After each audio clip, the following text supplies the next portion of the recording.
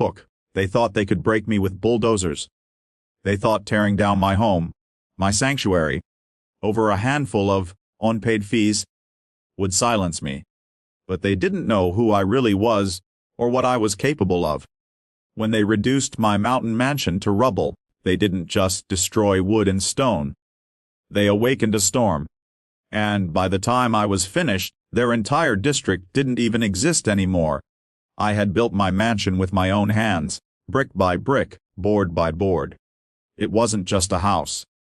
It was the living embodiment of years of sacrifice. While others my age chased fleeting luxuries, I worked double shifts, skipped vacations, and endured sleepless nights until I could afford the land. Nestled high in the mountains, the place overlooked endless valleys painted gold at sunset. My late wife had picked the wildflowers we planted near the driveway. Every piece of that estate held a memory, a story, a fragment of love. But to the homeowners association, none of that mattered. At first, it was little things. Letters in the mail claiming I owed $50 for community maintenance fees, despite the fact that I maintained my own property. Then it was fines for unapproved exterior changes, even though my home stood miles from the nearest neighbor. I ignored most of it, assuming it was some bureaucratic error. Until one morning, I woke to the grinding roar of engines. Bulldozers. They came with papers stamped, fine lot, IC, claiming I owed thousands. I stood on my porch in disbelief as men in hard hats tore into the walls I had built. I begged them to stop, told them they were making a mistake. But the HOA president, a smug man named Carter with a permanent sneer on his face, only smirked. "Should have paid your fees," he said. By sunset, my mansion was gone. Nothing left but dust and shattered memories. I sat in the wreckage until the mountain air grew cold, clutching the last photo of my wife. Rage boiled through me, heavier than grief. They thought they had humiliated me, broken me. What they didn't know was that I wasn't some helpless homeowner. I had once worked in city planning, with access to every loophole, every legal seam that held districts together. I knew how fragile an HOA's foundation truly was, and I knew how to make it collapse. The weeks that followed, I became a shadow. While Carter and his board bragged about their victory, I was in dusty county archives, scanning zoning laws, land use codes, and maps that hadn't seen daylight in decades.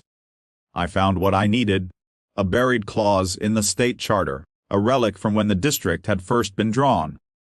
If an HOA district failed to meet certain requirements, water accessibility, environmental compliance, and financial transparency, the state had the right to revoke its charter. No appeals. No mercy, and Carter's HOA had violated every single one. I didn't just gather evidence, I documented everything: illegal land deals, misused funds, false billing, even kickbacks Carter had been pocketing under maintenance expenses. Piece by piece, I built a case so airtight it could strangle steel. When the hearing day came, Carter walked in smirking, his expensive suit practically dripping with arrogance. He thought it was another fine, another slap on the wrist, but when I laid the evidence before the state board, the smirk drained from his face like blood from a wound. The ruling was swift. The entire district was dissolved. The HOA ceased to exist. Their offices were shut down, their authority stripped away, and their records sealed. On paper, it was as if they had never been there at all. I didn't cheer when I heard the gavel fall. I didn't need to. Justice doesn't always roar. Sometimes it whispers, and in that silence lies its power. When I walked out of that courthouse, I looked up at the mountains where my mansion once stood. The pain was still there, sharp and heavy, but so was something else. A strange, quiet peace. They had taken my house, but I had taken their empire. And in the end, I realized something: walls can crumble, roofs can fall, but the spirit behind them, the will to fight for what's right, can't be bulldozed. Closing message: to anyone who has ever been crushed by unfair power, whether it's an HOA, a corrupt boss, or someone who thought they could take what you built, remember this: they only win if you stop fighting. Sometimes, Justice takes time, patience, and fire in your soul. But when you stand your ground, even the mightiest walls of arrogance will eventually collapse.